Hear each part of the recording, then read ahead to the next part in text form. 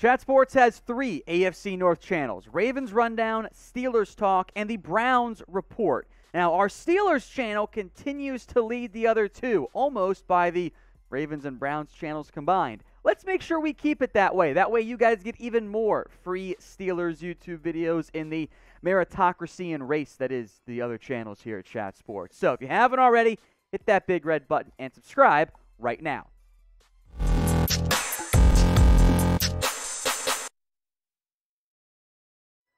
You're watching Pittsburgh Steelers Talk by Chat Sports. I am Tom Downey. The NFL Draft is weeks away at this point, and the rumors continue to heat up. We're going to begin today with some Derek Stingley conversation. Jim Nagy, the Senior Bowl head, says that all 32 teams are in Baton Rouge for the LSU Pro Day. No surprise there.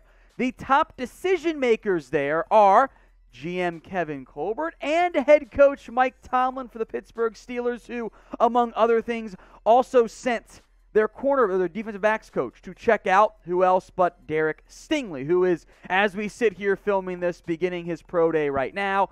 I don't know what the exact numbers are, but I'll tell you what, they're going to be good because Stingley is a great athlete. That shouldn't surprise anybody. He has the traits to be an elite number 1 corner, something I don't believe the Steelers have right now on the roster. Now, the downside and why Stingley could maybe be an option via at 20 if you're lucky, or maybe more likely a trade up into the teens or maybe back end of top 10, is that he hasn't played much in the past 2 years. But clearly, there is interest. That is why the DB's coach, that is why the head coach and GM are all there at the pro day. Now, in his freshman year, Derek Stingley was arguably, I think he was, for me, there's no argument there, the best corner in all of college football. Yeah, that's how good he was. He was targeted 94 times, allowed 36 catches. Yes, there were 5 touchdowns, 624 yards, but he also picked off 6 passes, broke up another 16, had a tackle for loss, 38.3% completion rate. That is unbelievably good.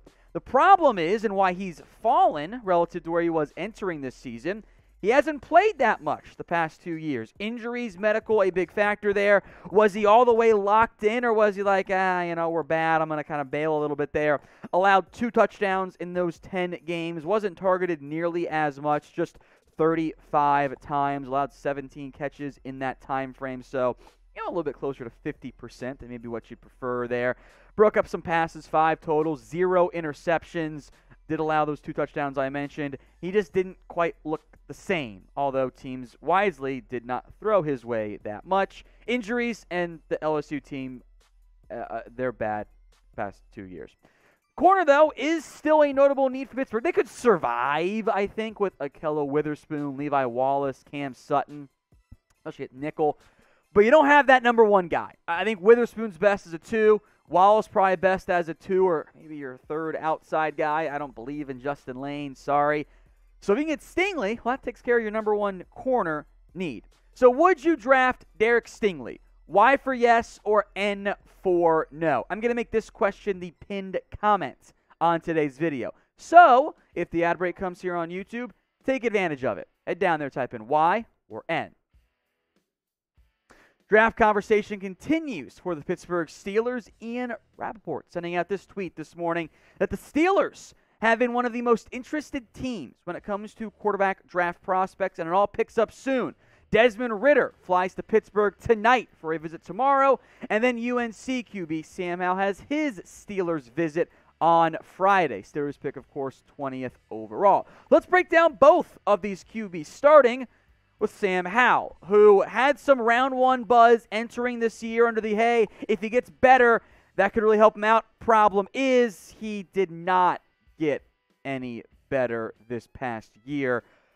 Completion percentage regressed. The passing yards per attempt regressed. Rushing yards went way up, by the way. Touchdowns were made the same. Interceptions went up. He did not look as comfortable this past year. Now, Ridder also offers you some dual threat ability. That is the Cincinnati quarterback.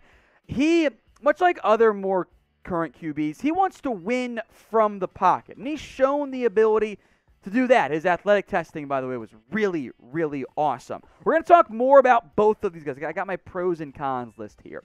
But pick a QB for me.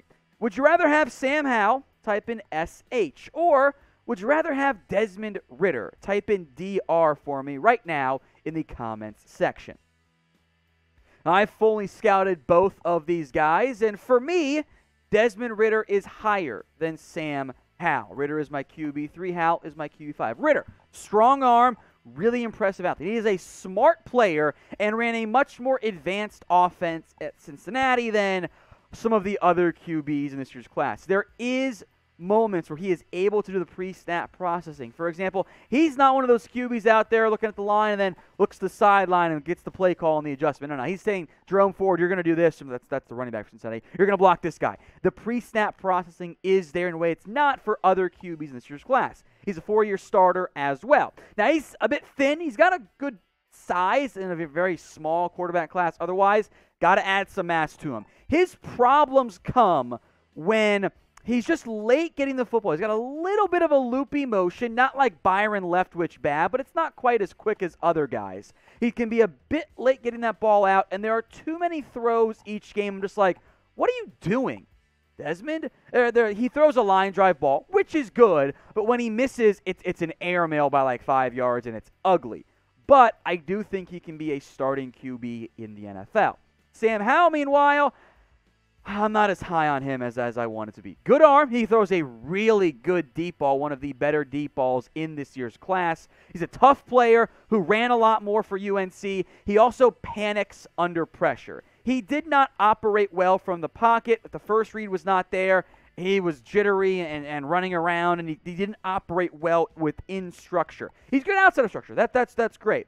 You got to be good inside of structure, too. And that UNC offense was a Mickey Mouse RPO offense that does not benefit a player for the NFL. He's got to take some time to adjust. He is a project, even more so than Desmond Ridder is. So, of the two, I like Ridder a lot more. We'll know who the Pittsburgh Steelers take when the NFL Draft gets going. 3 days, all 7 rounds, live on Chat Sports. That's April 28th to the 30th. If you haven't already, subscribe. YouTube.com/chatsportstv. Hit that big red button over there. It's our main channel. We'll be live for every single pick and all the analysis you could ever want. Go join us. That link will be in the comment section and the description. It's youtube.com/chatsportstv. More draft rumors now for Pittsburgh. What about Kyle Hamilton? The Steelers are hosting Hamilton on a visit, which is a clear sign there is some semblance of interest in the stud Notre Dame safety. It would be a shocker to me if he fell all the way down to number 20. Now, Hamilton did not run a fast 40. Don't let that fool you. He is still one of the best prospects in this year's class. Because we all agreed, when his season wrapped up only 7 games and an ankle injury, had they played in the CFP championship, I think he would have came back for that game. But, the bowl game's kind of whatever at that point. Hamilton was awesome at Notre Dame. Then he runs a 4.59 40 at the combine and ran worse at his pro day where everyone tested poorly because it's a slow track. People were like, oh, he's not a good athlete. You're wrong. Objectively, you are wrong. I am sorry if you thought Hamilton was great going into this pre-draft process. Nothing should have changed that. He is still, at 6'4", 220, a fantastic elite athlete at his size. That's what these relative athletic scores are for. A 4.59 for a guy that weighs 180 is not good. For a guy that weighs 220, it's actually not that bad. It's actually pretty good overall. So Hamilton would be a dream pick for the Pittsburgh Steelers. I also don't think he gets out of the top 12 or so. But what do you guys think? Who do you want to draft in round 1 this year? Maybe it's your dream guy. Maybe it's a more realistic one. Either way, let me know in the comments section.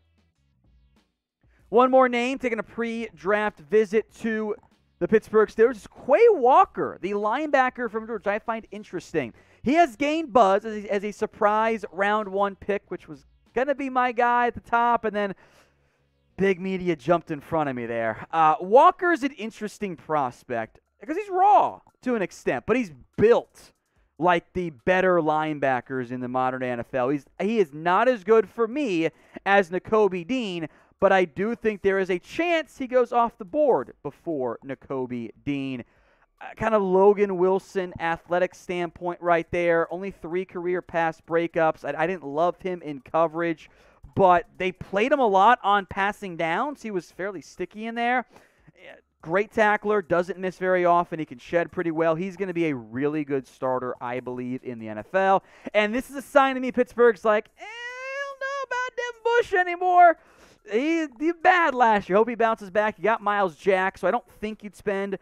I think he in the end goes before your second-round pick. I don't think you would spend a premium pick on Quay Walker, but maybe Pittsburgh could pull a shocker this year.